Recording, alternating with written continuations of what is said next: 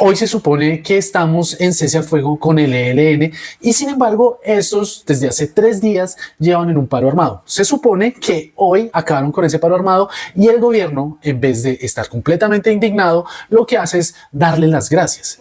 ¿Qué es lo que está pasando? Aquí les voy a contar por qué ese cese al fuego y por qué estas negociaciones de paz con el ELN son un fracaso anunciado. Y les cuento por 3 puntos. Primero, el cese al fuego con varios grupos no es posible. Segundo, la degradación de esta guerrilla que ya tiene muchos más intereses de economías ilegales. Y tercero, la naturaleza radicalizada y revolucionaria del ELN no permite que llegue a buen puerto ese cese al fuego. Lo primero, el cese al fuego con varios grupos criminales en los mismos territorios colombianos es casi que imposible de realizar. Primero, porque usted, como ejército, usted no puede llegar al territorio y esperar a ver cómo distinguir a los distintos miembros de los distintos grupos armados. Si usted tiene la responsabilidad constitucional de garantizarle la seguridad a la población y de la misma manera usted está en un cese al fuego con los grupos armados, usted no tiene la capacidad para llegar y distinguir en ese territorio quién sí firmó ese cese al fuego y quién no ha firmado el cese al fuego. Es decir, en este momento el ejército y la fuerza pública tienen las manos atadas porque no puede garantizarle la seguridad a los colombianos de una manera completamente plena. Lo segundo es la degradación de esta guerrilla. Como podemos ver, la guerrilla del ELN cada vez se encuentra en los territorios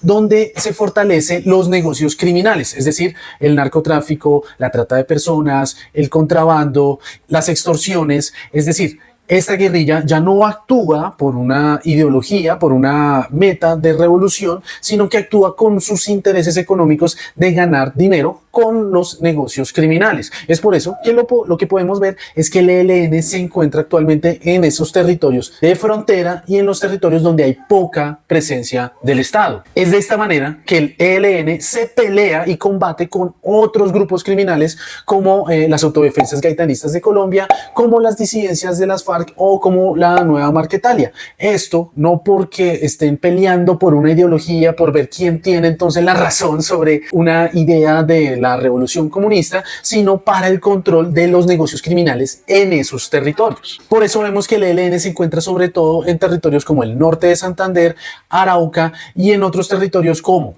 el Cauca o Nariño o el mismo Chocó, lugares que si no son frontera, son lugares donde está el gran negocio del narcotráfico o el gran negocio de la minería ilegal, y además de eso son territorios donde hay muy poca presencia estatal y por lo tanto también pueden ir y controlar a la población y cobrarles sus impuestos, es decir, extorsionarlos. Por poner un ejemplo, veamos lo que sucedió en el Chocó. El ELN se encuentran en esos municipios como Tadó, Condoto, Ismina, Novita, Medio San Juan y San José de Palmar. Estos territorios los está disputando con las autodefensas gaitanistas, sobre todo por el tema del control minero, por el tema de los recursos madereros. Lo que vemos acá en este comportamiento del ELN es que esta guerrilla, o por lo menos una gran parte de sus frentes, ya se ha degradado tanto que ya no viven por una revolución, sino que la guerra la utilizan para enriquecerse. Es decir, el motor de la guerra es la codicia. Y por el lado del gobierno, no solamente este, sino también los demás gobiernos no se han puesto en la real tarea de hacer presencia estatal, no solamente con fuerza pública, sino también con instituciones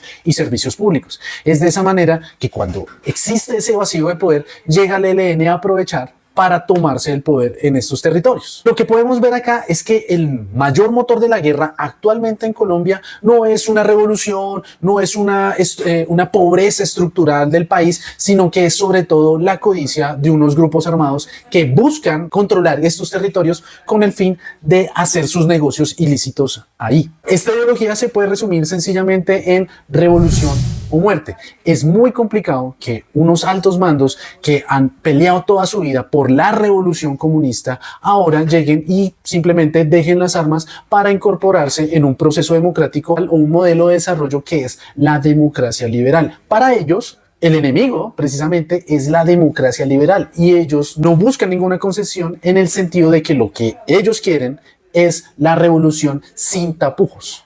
Y tercero, es la ideología radical del ELN. Ya sé que me puedo sonar un poco contradictorio con lo que dije antes sobre la degradación de esta guerrilla. Sin embargo, es que el mismo ELN, o por lo menos los altos mandos del ELN, siguen con esta ideología radical sobre hacer la revolución en Colombia. Para ellos, para los miembros más ideologizados, sería una traición a sus principios revolucionarios y a sus principios comunistas entregar sus armas para incorporarse en este modelo capitalista. Es decir, el ELN tiene una cultura de sacrificio, como ya les dije, revolución o muerte, no hay un punto medio. Y además de eso, su visión es a largo plazo, muy como lo hacía ver Mao Zedong con su libro La Guerra Popular Prolongada. Para ellos, su propósito de vida es entregarla a la revolución. Si tienen que morir por ella, simplemente lo hacen. Y esto lo podemos ver sencillamente en las mismas negociaciones con el ELN. ¿Cuánto llevamos? Año y medio en estas negociaciones y aún no sabemos qué es lo que el ELN quiere llegar, cuál es su finalidad después de estas negociaciones. Y esto es precisamente porque su finalidad es completamente maximalista, es revolución o muerte. Así que lo más probable es que el ELN esté utilizando estas negociaciones y además de eso, el cese al fuego para fortalecerse en los territorios. Bien lo explican algunos teóricos del conflicto o como algunas personas lo llaman los violentólogos. Para llegar a una negociación de paz, lo primero que se necesita es que haya un punto muerto. Es decir, que las dos partes, es decir, en este caso el gobierno y el ELN, no vean ningún beneficio a que el conflicto continúe. Si existe un beneficio, pues no hay incentivos para que se acabe o para que haya una negociación de paz. Y como ya dije, el ELN pues tiene muchos beneficios, muchos intereses en continuar con sus economías ilegales. El segundo punto para llegar a una negociación y para que se alcance un acuerdo de paz es que haya disposición. Y lo que estamos viendo es que el ELN no tiene esta disposición por su naturaleza, primero, por su naturaleza revolucionaria, no va a conceder su filosofía a entrar a una democracia liberal y segundo, por lo que ya dijimos, por las economías ilícitas. No tiene disposición porque simplemente la guerra le sirve a ella para perpetuarse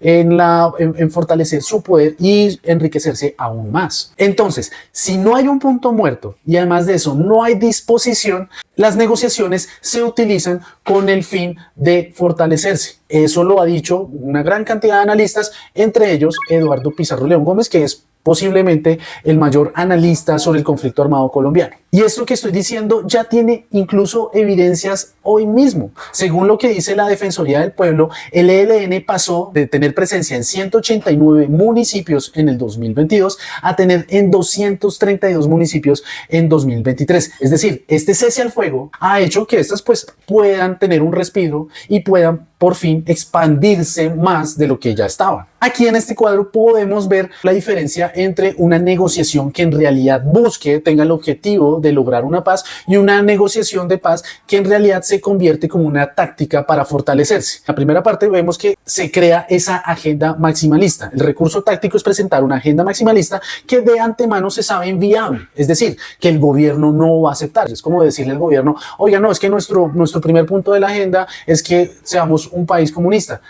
Sea el presidente que sea, así sea Gustavo Petro, no lo va a aceptar, sencillamente porque la gran mayoría, el 99% de los colombianos, no van a aceptar ese acuerdo de paz. En resumen, es muy probable que no se vaya a lograr esa paz con esta guerrilla por esos tres puntos. Primero, porque el cese al fuego y las negociaciones no se están realizando de la mejor manera y la fuerza pública no puede garantizarle a la sociedad esa seguridad constitucional que tiene el deber de realizar. Segundo, por la degradación de la guerra. Esta guerrilla ya no utiliza la guerra para alcanzar su objetivo revolucionario político, sino para enriquecerse. Y tercero, por esa agenda maximalista. El ELN busca la revolución o la muerte. No hay un punto medio.